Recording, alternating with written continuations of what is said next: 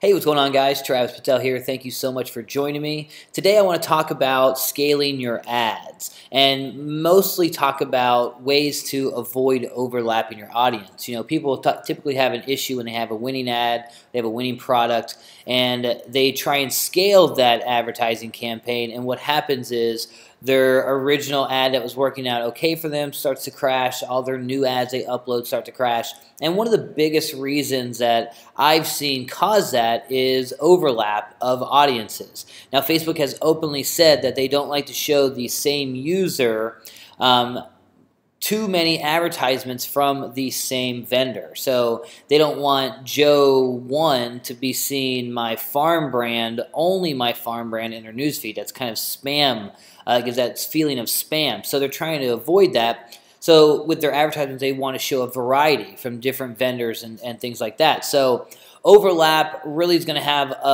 not only about what you're targeting, but also the size of your audience, who you're targeting, and the potential of overlap. If you have a small, very dialed-in niche that not many competitors are a part of, then you might have a little bit more issue with overlap and have to avoid it a little bit more than someone who's maybe selling cell phone cases across the broad marketplace out there of just general people. That they're going to have a lot of competitors there, so overlapping is going to not happen as much just out of chance of the bidding and all the different ads that users are going to see.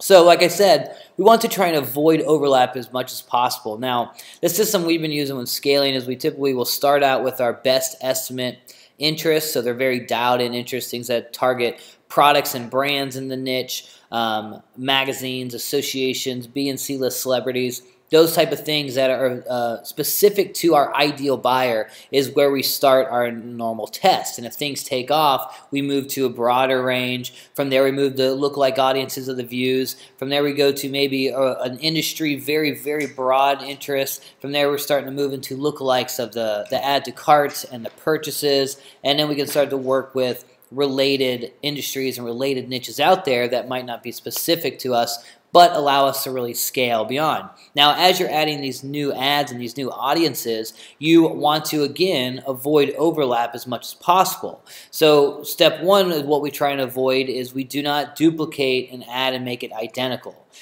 You can obviously click the create similar ad when you're creating a new ad and change it up a little bit, but we don't want exact identical advertisements running side by side.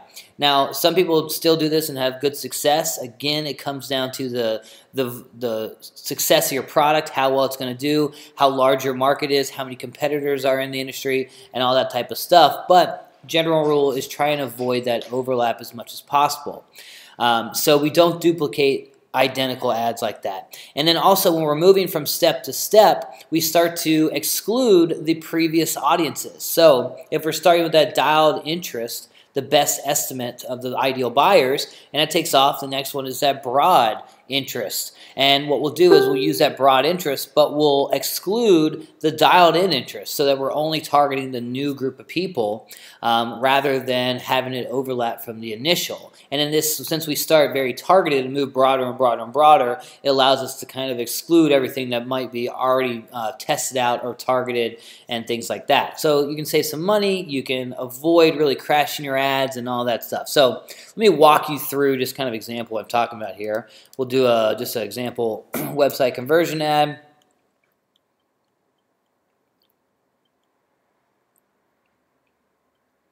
You can go ahead and ages don't really matter. We'll just go ahead and choose a purchase as our conversion type.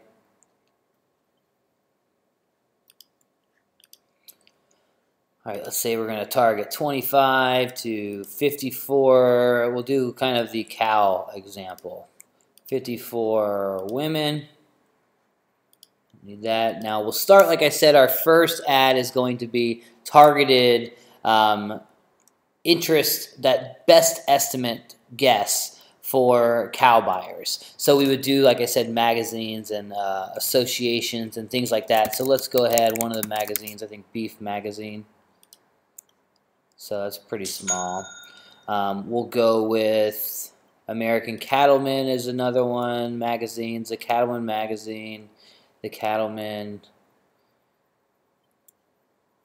All right, so about 150,000 there. We'll just kind of give a little bit of numbers so I can show you what happens here. So 200,000, this would be our initial ad we started. Now, our next ad, what we would do is we would target the broad interest. Let me go ahead and save these.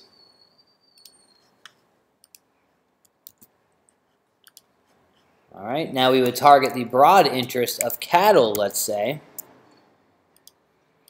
But we can exclude the interest that we just...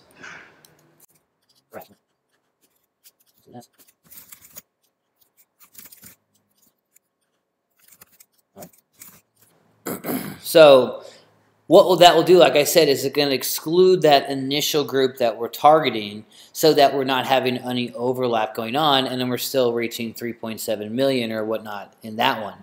Now, if we were going to move on to the next level and target the industry-wide, we would go maybe, let's say, livestock would be an industry broader than cattle. So we would move this cattle interest to the excluding.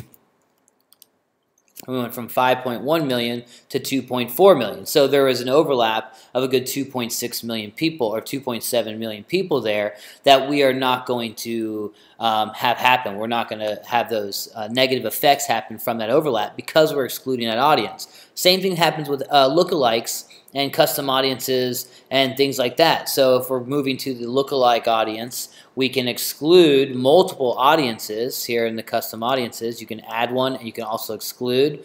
So you don't even have to include an audience if you just want to exclude something. So let's say we're targeting livestock, cattlemen, and then we don't want to include... So we'll just go ahead and we will avoid the lookalike of Love Turtle's pillow, for example. And that will avoid that overlap as well. So again, it's just about avoiding that overlap, hitting new users as you're scaling, and letting Facebook have more and more data. You're going to have more and more pixels fire off, and you're going to have better costs per every action happening. So guys, hopefully you understood why I was going there, the point of why we want this to happen when you're doing your scaling.